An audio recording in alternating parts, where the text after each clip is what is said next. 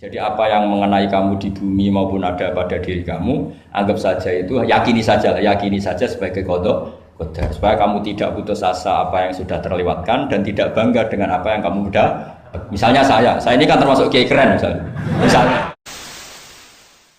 Masalah keimanan. Tanya apa ngeluh? Kalau tanya boleh ya gimana?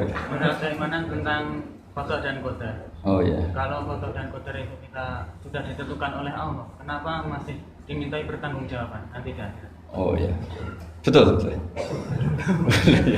Ya seperti mukadimah saya tadi ya. Jadi ngaji itu harus kafah. Kafah itu artinya komplit. Jadi Nabi dalam banyak hal yang momennya tepat ya menganalisis dengan qada qadar, tapi dalam banyak hal juga melarang orang membicarakan qada qadar. Jadi misalnya gini, kamu kadung ditakdir pernah punya dosa dan kamu ingin tobat, maka dosa yang masa lalu anggap saja qada qadar, terus keinginan tobat itu anggap aturan syariat. Jangan lalu setelah qada qadar kamu tidak berkeinginan tobat.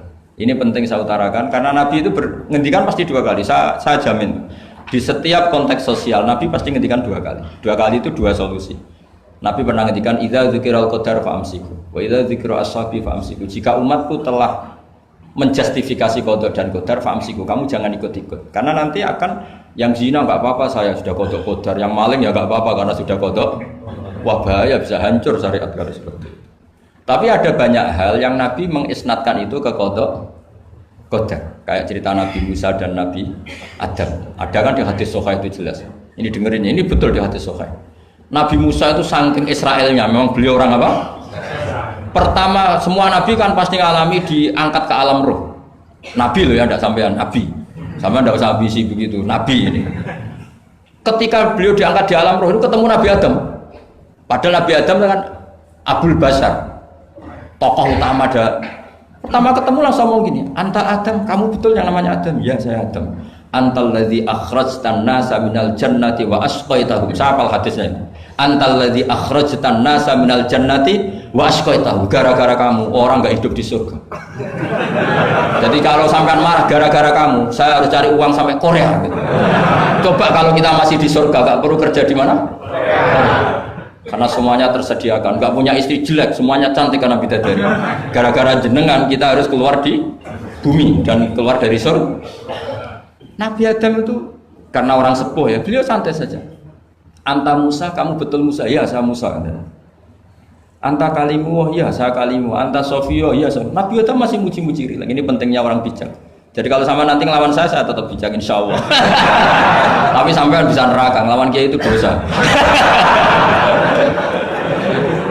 Dosa sekali, bukan dosa biasa, sangat dosa. Nabi Musa, Nabi Adam masih anta sofi wa anta kalimu. Bukankah kamu melihat di Taurat bahwa saya akan dosa dan akan dosa saya sudah ditulis 40 tahun sebelum saya dosa? Iya ya Musa. Iya ya Nabi wa Adam, ya betul gitu. Berarti kamu mengkritik saya atalumunani fi amrin qad qadahu. Kamu mengkritik saya, menyalahkan saya dengan sesuatu yang sudah diqada-qadar oleh Allah sebelum saya lakukan. Jadi sudah ditulis sama Allah 40 tahun sebelum saya salah sudah ditulis skenario-nya. Nanti Adam akan salah terus keluar dari surga. Memang dari awal Allah skenario-nya seperti itu.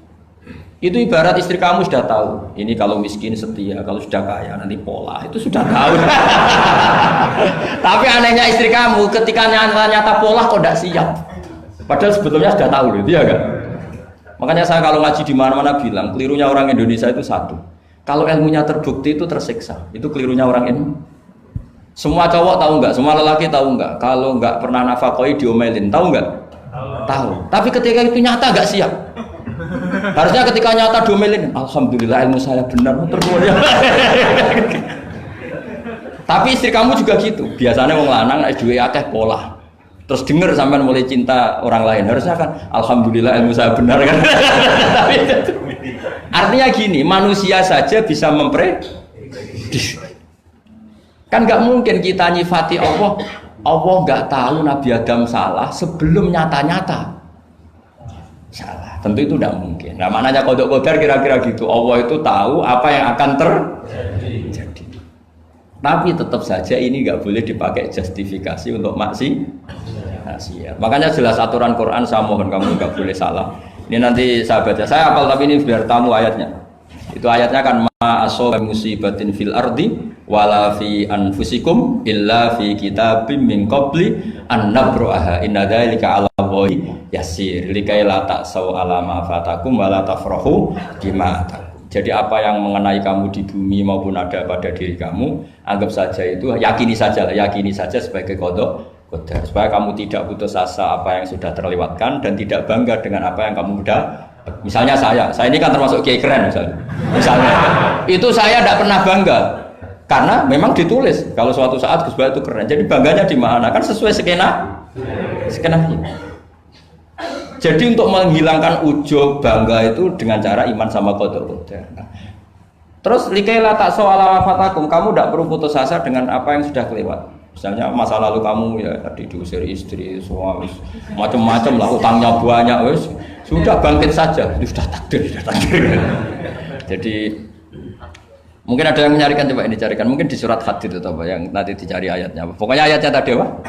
Ma asoba min musibatin fil ardi wala fi anfusikum apa illa fi kitabim min qabli an nabraha inna dzalika 'ala Allahi yasir likaila taksau 'ala ma fatakum wala tafrahu bima atakum. Jadi qada qadar ditulis supaya kamu tidak putus asa menyesali apa yang sudah kelewat dan bangga kumoluhur terhadap apa yang kamu dapat.